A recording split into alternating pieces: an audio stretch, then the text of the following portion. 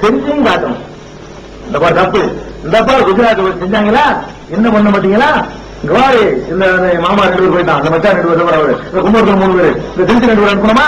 வேறப்பா செத்தா பட்டியல பாரு, அவர்களுக்காக நாங்க உயிரை கொடுத்திருக்கோம் அப்படின்னு சொல்லி ஒரு 10 பேர் அனுப்பிட்டீங்களா? ஒரு 50 பேர் அனுப்பி விட்டீங்களா? அப்ப ஒன்னும் செய்யவே மாட்டீங்க, செய்யறதை விமர்சனம் பண்றீங்கன்னா இது ஒரு தத்துவம் கிடையாது. ஏதாவது செய்யணும்ங்கிறவங்க தாங்கள் செய்து காட்டணும். இது வரைக்கும் ஆச்சு. குஜராத்துக்கு நிகரா என்ன நடக்கணும் எதிர்பார்க்கறீங்க? ஒண்ணு செய்யணும்னு நீங்க ஒரு இயக்கம் கட்டுவதாக இருந்தால் அதற்கான நீங்க உங்க கொள்கைப்படி சரின்னு நினைக்கிறீர்களானால் அதற்கான ஒரே நேரம் குஜராத் தான்.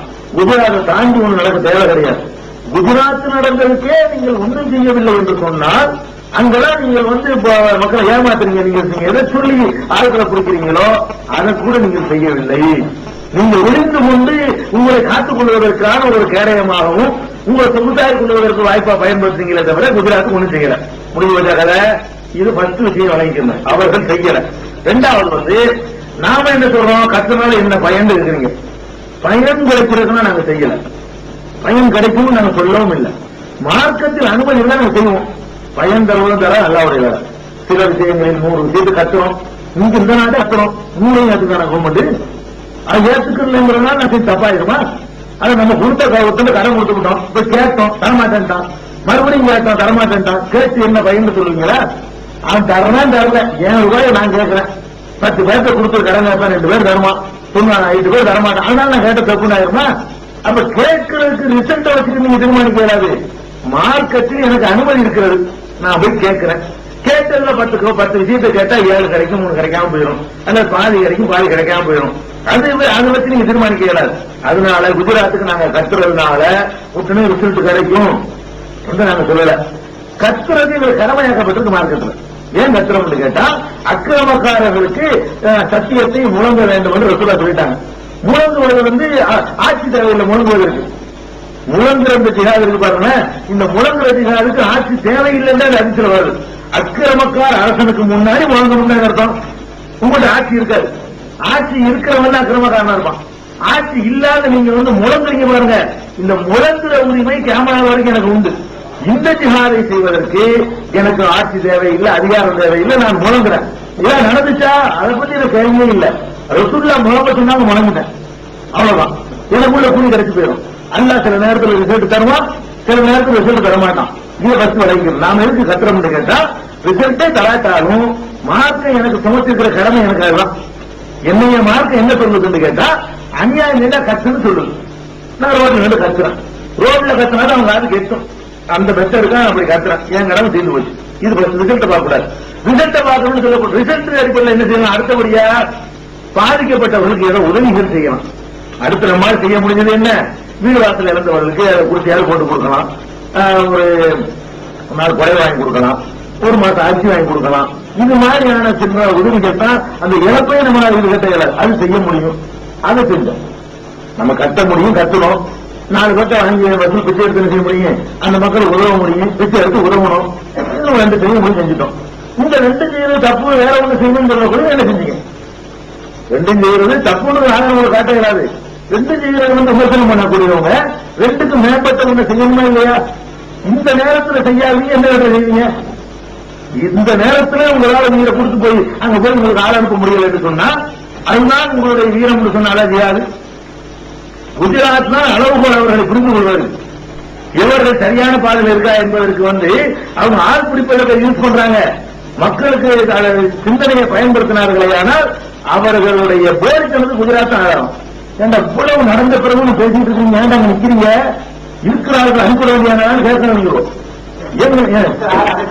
கேட்டா நம்முடைய எதிரிகளை நீங்க பாக்கணும். அவங்க ஆரம்பிச்சாங்க நூறாண்டு திட்டம் போட்டு கொஞ்சம் கொஞ்சமாக 4, 5, 6 சொல்லி ஆட்சியை பிடிச்சிருக்காங்க. அதான் நான் சூழலோக்கு பாரு கூட சொல்றேன், பயன்படுத்தக்கூடிய அடிக்கடி பயன்படுத்தக்கூடிய வார்த்தைகள் சூழலோக்கு பாருங்க.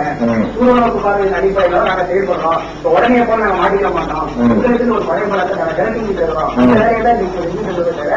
இன்னும் நாங்க எங்களுடைய இன்னும் 50 ஆண்டுகளாக இருக்குது. இன்னும் 50 ஆண்டு அவங்க 150,000 பேர் இப்ப அரசுக்காரன் 50 வருஷம் செஞ்சுட்டான். ஆண்டுக்கு 50 வருஷம் செஞ்சா நாங்க இப்பதான் ஆரம்பிக்கிறோம். சரி, உங்களுக்கு 50 வருஷம் 100 வருஷம் ஆயிரம் இல்லப்ப 100 வருஷம் இல்ல, அழிச்சுதான் அழிச்சிங்க, அல்லது அழிச்சுடுவாங்கல்ல.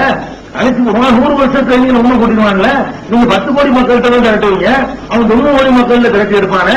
அப்ப எந்த காலத்திலையும் நீங்க வந்து தூரம் வராது. உங்களுக்கு கேம நாள் வரைக்கும் எத்தனை சொல்லிட்டு இருக்க போறீங்க? எப்படிதான் 50 வருஷம் முந்தி இருப்பான், வருஷத்தாலையும் முந்தி இருப்பான், நம்பராலையும் முந்தி இருப்பான், அதிகாரங்களையும் முந்தி இருப்பான்.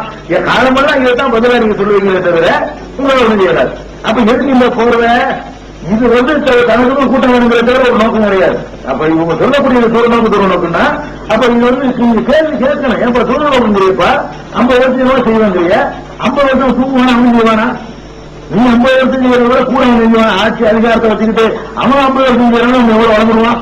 அப்ப நீங்க இன்னும் பின்னுக்கு போயிடுவ. நீங்க வந்து பெரிய கஷ்டப்பட்டு ஒரு 1000 பேர் உண்டாக்குனா அவன் 50,000 பேர் உண்டாக்குவான் 50 வருஷத்துல. அப்ப என்ன செய்வ? அவங்க 100 வருஷம் நாங்க 50 வருஷம் சொல்லுவேன்.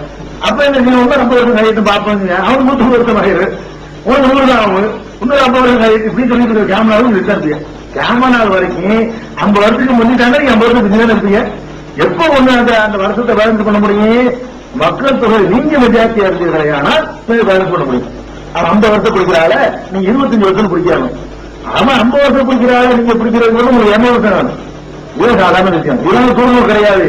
இது எந்த சூழ்நிலை இந்த கணக்கு போட மாட்டான். இது ஏமாத்துற நோக்கம். இதுக்கு பேர் சூழ நோக்கு இல்ல. சூழ நோக்குன்னா லாஜிக் உதைக்குது.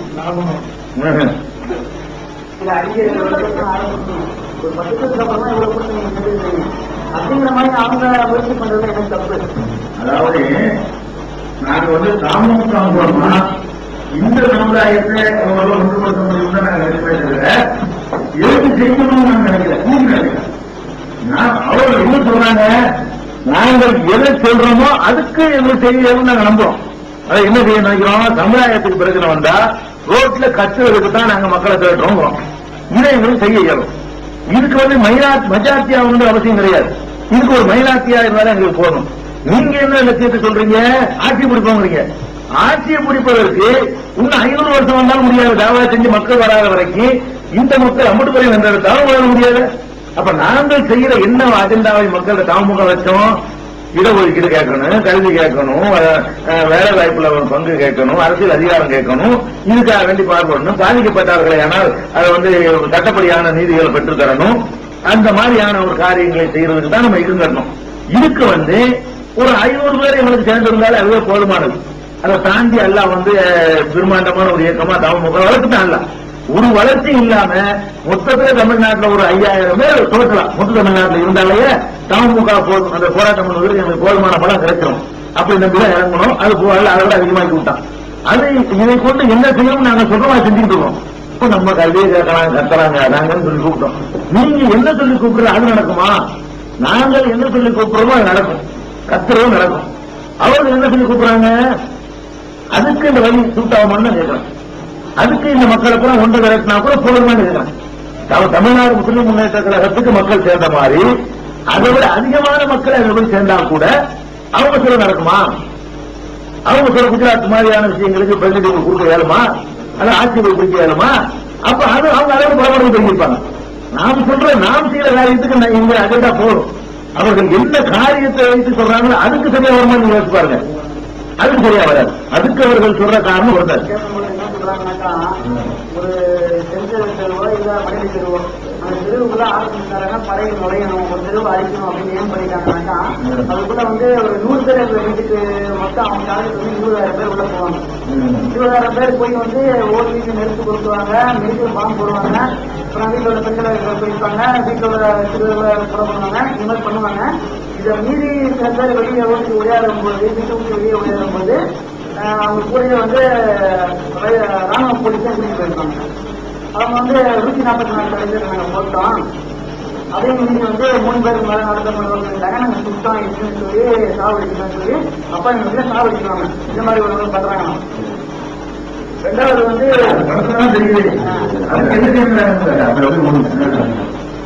ஸ்பெயின் நாட்டுல இந்த மாதிரிதான் வந்து இருந்தாங்கன்னா அதையும் ஃபுல்லா அழிச்சிட்டாங்களாம்.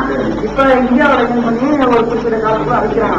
இப்ப சாதாரண மனுஷன் நிலைமையில வந்து நம்ம பார்க்கும்போது ஒரு 10 பேர் நம்ம அடிக்க வரும்போது நம்ம அடிக்க முடியாத நிலையில கூட நம்ம வீட்டுல ஒரு ஏற்ற மனுஷன் இருந்தா கூட ஒரு 4 பேரே சுட்டுட்டு அவனுக்கு நம்ம செத்து போலாம் அப்படிங்கிற ஒரு சாதாரண மனுஷன் வரும்.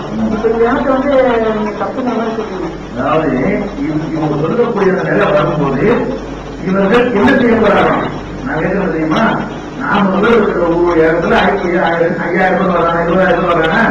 400 பேர் இருக்கிற ஒரு திருவாடிக்கு 20,000 பேர் வர்றான். கோடி கிராமத்துலாம் கடைக்கு வர்றான். அப்ப என்ன செய்யறது திட்டம் வச்சுக்கிறாங்க, என்ன செய்யணும்.